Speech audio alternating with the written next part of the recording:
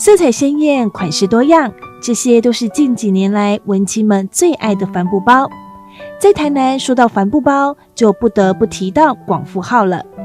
极具创意的设计风格，并强调台湾手工制造，连导演李安都喜爱。德国宾士也指定其为台湾唯一工厂。品牌成立9年时间，展现出耀眼的成绩。今天的节目就要一起来听听广富号创办人李小博的创业故事。我做代工之前，其实我有先做过服装的品牌，我是从服装品牌踏入这个行业。那因为服装更为复杂的地方是在于，我当时候其实从服装其实没有做好，然后失败了，我负债了。可是因为我一直是做工厂这个区块的，所以我在这里面学到了代工、工厂、产线流程这些东西。我认为我在哪里跌倒，我想要在哪里爬起来，所以我才会开始把我学的这些相关于工厂的专业知识，把它用在于我去成立了工厂。可是因为我在负债的过程，也不是一开始我就可以做工厂，我是从2个人的工作室、3个人工作室开始，慢慢，然后一边去练功，然后一边接订单，然后一边慢慢扩大我的产线。那其实我在前段的时间都跟传统的台湾代工厂是一样的，我们需要量，我们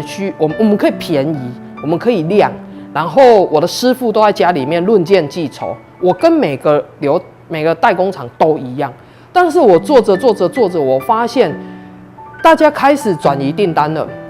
都去大陆。比如说我的贸易商，他本来可能给你1000、2000、3000、4000的订单，变成减量了，5000变2000，2000变500变300，越来越少。那订单去哪里了？订单去另外一个更便宜的国家。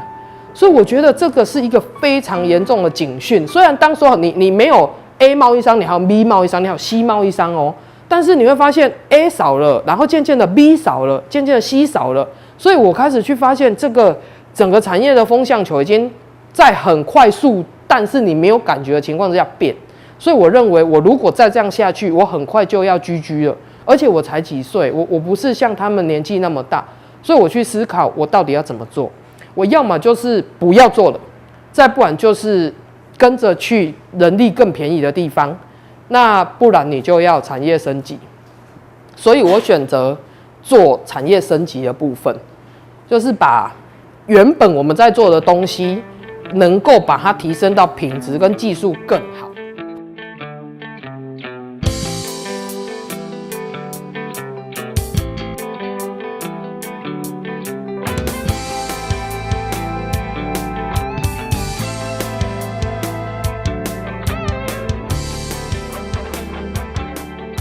当时从事代工行业10多年的李小博，正视到产业问题及困境后，选择帆布包重新出发，并直接扶植工厂，改变传统产业生产模式，结合新设计与老工艺，打造出新一代的 MIT 品牌精神。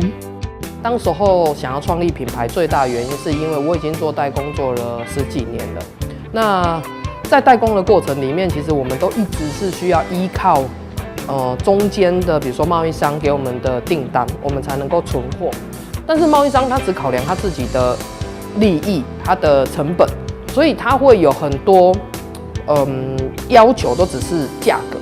那对我们来说，我们会的工法跟工具其实是复杂的。我当然会希望让更多人看到我们能做的东西，所以成立品牌有这个考量，希望可以直接被品牌商找到，找到我们能做的东西是符合他的需求。那另外一个就是，因为其实我们一直在讲一个传统产业，它必须要转型的概念是来自于这个产业它必须升级。那你升级之后，其实连带的就是成本都会增加。成本增加的部分，最主要就是你需要师傅的手艺从一般，然后能够晋升到符合精品等级的工序跟工法，其实我们要付出培养他的代价，跟未来他功法好了以后，他也需要一个足够养活他自己的一个收入。那这些成本垫高了以后，你如何去让你的顾客知道这是什么原因造成的？我认为透过品牌去说话是很重要的。我们一直在讲，这是一个血汗的事情，你必须去停止。所以在品牌成立的时候，我们有一个友善生产。友善生产的概念，当然就包含了你必须要有公平交易的这一个概念。那透过公平交易，让你的产销循环能够产生，你可以去解决社会的问题。比如说，当这些人他随着他的年纪变老了，他可能没有办法再像他年轻的时候，一天可以工作10几个小时，去做到论件计酬足够的数量的时候，那他有可能会失业。失业，他可能会找不到工作，这些都会衍生出很沉重的社会问题。所以我觉得，当今天一个企业在做很多事情的时候，你必须把这个责任考量进去。但是这个做代工没有办法完成，所以我们才会想要再做品牌。所以很多人以为我们做品牌是为了不再做代工，其实不是，我们做品牌是为了把代工做得更好。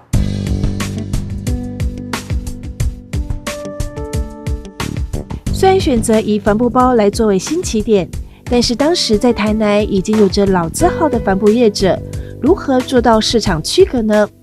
仔细观察，广富号除了不脱离纯棉帆布包外，包款设计及色彩的运用都更为大胆，加入流行的元素及强调功能性，颠覆了传统帆布包的古朴面貌，华丽变身为时尚精品。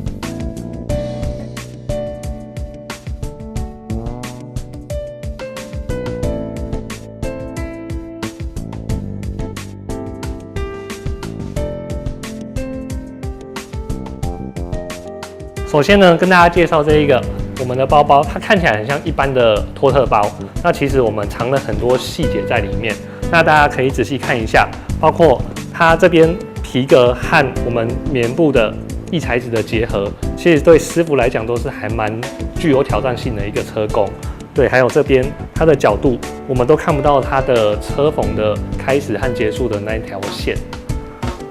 对，所以其实它这个包包虽然很一般，看起来像是一般的托特包，但是当你仔细去研究它的时候，你会发现其实它是非常精致的一个精品包。那第二个跟大家介绍的是好朋友，那它是我们和三洋纺织一起结合的一个产品。那它的特色呢，在于它的材质是属于 PP 纱。那 PP 纱是我们三洋纺织它最新开发的一个材质。第一个它环保，那第二个它的材质是非常非常的轻，所以用来当后背包其实是非常好用的。那还有它的防水性，对，它其实泼到水之后，它其实很快就会干了。然后它的色牢度其实都很足够。那我们在它的特色上面呢，还有很多的功能。第一个，你会看到它后面，因为我们都会背着去旅行嘛，尤其是欧洲国家，那其实会很担心东西被偷走，或者说背包被刮开，所以它后面有藏一个防盗的夹层。然后再来呢，它可以有这个地方可以去挂在它的行李箱上面，对。然后它其实是非常耐臭，而且它的臭味是不残留的，对，这是它的PP 纱的特性。接着跟大家介绍这个金刚鹦鹉，那它是我们去年在日本参展最主要的一个产品。对，你看它其实就是还蛮特别的，透过很多颜色，然后还有它的织法。首先呢，我跟大家介绍一下，你看它的立体感，它其实是需要非常精致的车工才有办法去呈现这个立体感，还有它的对称性。对，然后接着它的皮革和异材质整个结合在一起，其实也是对车工师傅还蛮大的一个挑战和功力。对。然后它的羽毛的翅膀的方式呢，是我们利用衬衫领口的做法，所以它其实里面藏着很多细致的车工，这都是一般人家坊间比较没有办法去做到的。广富号与传统帆布包最大的差别在于产品定位是以精品为设计主轴，所以为了达到价格等于价值的商品，需要更费尽心思，在细节上处处着眼。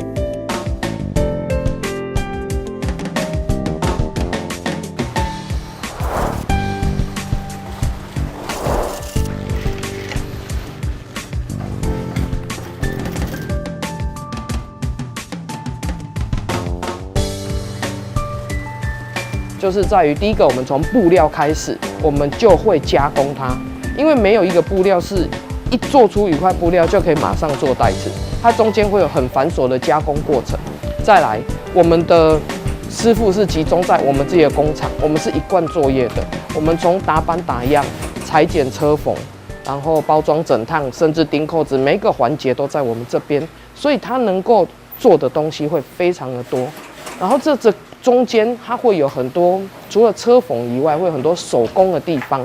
那这样子配合起来才叫做手工包，因为并不是车缝就可以叫手工包，而是它会有大约70%左右的工序是不是用车的，它可能要用折、要用烫、要粘、要画线、要做记号、要敲、要锤，这些都是。那你如果是在家里面论件计酬的，其实你可能就不愿意做这么复杂，因为这样子也没办法算钱。所以我们其实就做了一些改变，让师傅们在这个地方有他基本该有的薪资，然后可以做得很安心。对，所以这整个流程算是我们做最不一样的地方。对。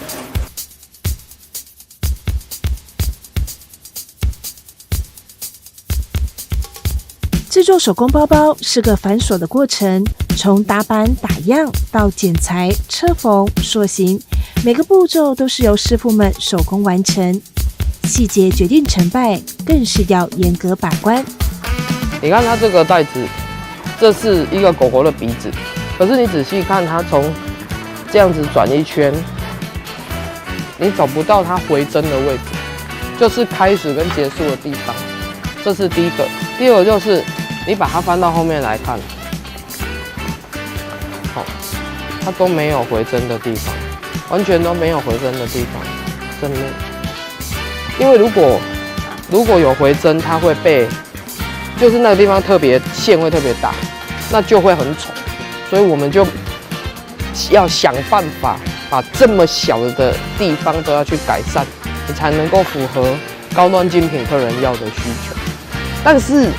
这个东西你会问我，它有没有影响到耐重或者是功能？其实是没有的，就是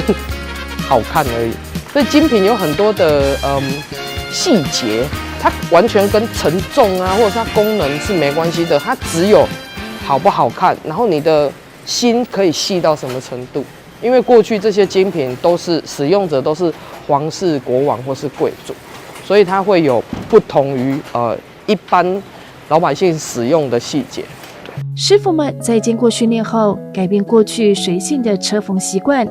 对于手中的布料反复的丈量，分毫不差，以求做到标准且品质稳定的帆布包。因此，精密的车缝也成为广富号的特点。即使多个人完成一个包包，也看不出差异性。车缝最大的差别第一个，我们有要求它每1英寸的车的线距，对，就是它的针距跟它的线距，这个都是有规范的。1英寸我们大概要抓在8针左右。那为什么是8针呢？因为太大就4针、3针，它的线会太粗犷；那太小10针、12针，它看起来又比较像女装，所以我们大概抓一个8针，就视觉上来讲，它是最舒服的。但是你每一个袋子从头到尾，可能有1000针、2000针、3000针，你都要求1英寸8针，这个就会衍生出要一边车一边量，一边车一边量，所以它整个时间会变很慢。再来，我们的细节有很多，并不是单纯就一直车一直车。比如说我今天袋口要水平，我必须要先烫，要先折，要先量尺寸，让它整个呈现水平垂直是没有问题的，我们才会来车缝。那比如说我今天要在袋子上面车一块皮，那皮它要定位好，比如说你看皮一个提把，它左边提把，中间提把，再到侧边，这些之间的距离公分数是要精准的。那它不是你这样放上去就可以车，它必须要先测量、做记号、测量、做记号、测量、做记号。然后提把可能都要先定位，你才能够下去车。那其实之前有同行就会问说，这个东西其实开模具它可以一次处理，但是呢，因为模具它的设备它是必须经过油压，它压下来之后，它会产生一个扭曲，往上扭曲的力量。所以当你今天没有这样子手工下去做，而是靠着机器下去做的时候，它至少每一个距离会有0.2到0.5的落差。那你如果这里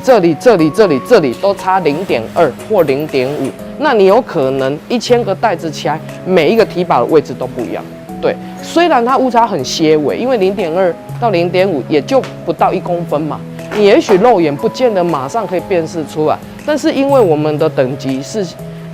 应该说我们很多客人他也是精品等级的客人，他其实误差值都只能控制在0.1里面。所以，当你今天0.5跟0.2的时候，已经超过了。所以这些全部都是人工手工完成的。对，以精致欧制的手工手法，让双手制作出的精密度跟机器一样细致，从1个到1万个，都是从一而终的完美作品，完全呈现出台湾师傅完美的工艺精神。为了打破过去帆布包平价的既定印象，让消费者认同其企业精神与品牌故事，广富号以老屋轻生来营造优质的销售环境。因为帆布包也是日据时期旧的用品，搭配具有历史感的老屋，更能显出品牌特性。结合台湾时尚设计师，注入流行感和故事性，让每一个帆布包都是一个完美的时尚精品。此外，也提供了客制化服务，消费者可以选择喜爱的款式，更换颜色，绣上专属的名字，拥有属于自己独一无二的帆布包。最大的问题就是，当一开始你决定这么做，然后要做技术升级的时候，其实没有人这样做。那你找不到可以讨论的对象，那你也找不到可以参考的文献。你甚至在技术要提升的时候，你知道提升这2个字，但你不知道怎么提升，这里全部都是很大的问题。那我觉得这还衍生出一些很难堪的状况，就是因为没人这么做，你又找不到资料，所以有些时候你可能会去问同行，或者是问一些前辈，甚至问一些原物料供应商，那你其实是无形之中变成别人的笑柄。所以我觉得，除了实际层面你要自己想办法去找到方法去学习之外，你还要克服你夜深人静的时候，你自己在反省自己是不是做错。我觉得这是一个当时很大的压力。对，那你怎么坚持过来？因为他们每个人都在笑我，他们觉得他们会说，就是因为册读无济。白痴，这道行无透，所以才安尼想。所以我当时候觉得，如果我没有坚持下去，我就等于自己证明自己是白痴。所以我觉得我没有办法，我人生还这么长，我还要走下去。所以我认为无论如何，我必须要去克服。但是当然，我要一边做一边去反省，我是不是真的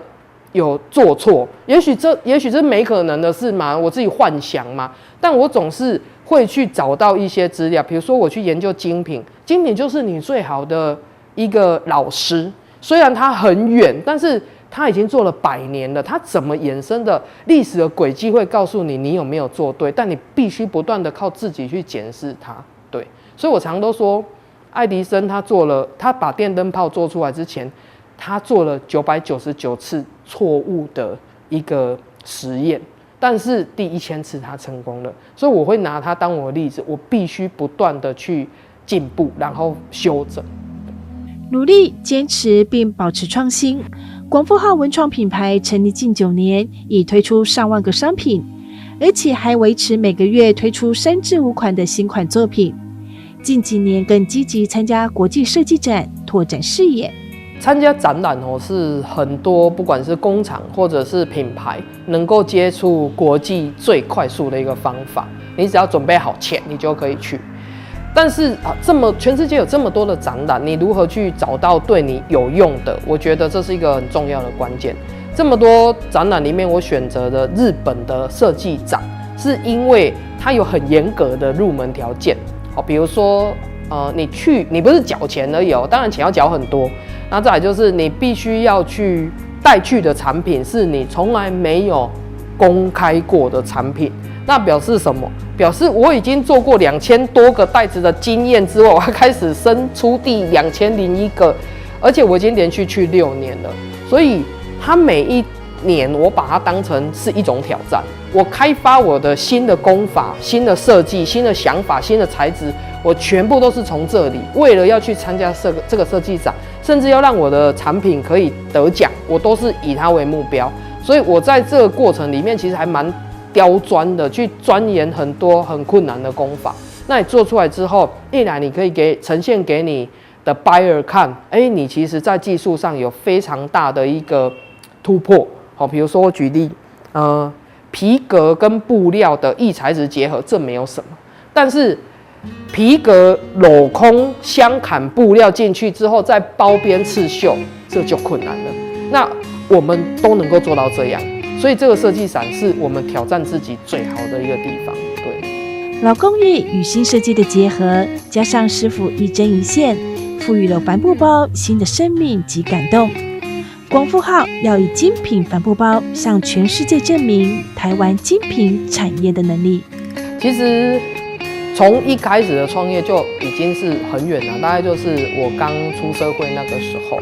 那在那个时候，其实我从来没有去想过，我在20年后还在这个行业里面，那也重新设定的目标。在当时候你的想法可能很简单，我就是想，没读册，我爱做工课啊。工作有赚到钱之后要创业，想多赚一点钱，当时候都只是这样。可是我一路从不了解，然后踏入做品牌，然后背债，然后做代工，又做品牌。其实对我来说，现在最大的目标就是我怎么样带着我已经训练好的这些师傅，他们的工艺、他们的工序、他们的手做的这些这么精致的东西，能够真正的被这个世界看到。因为很多外国，当你有在参展的时候，你会发现很多外国的品牌，它还是存留在台湾是便宜做不好的代工，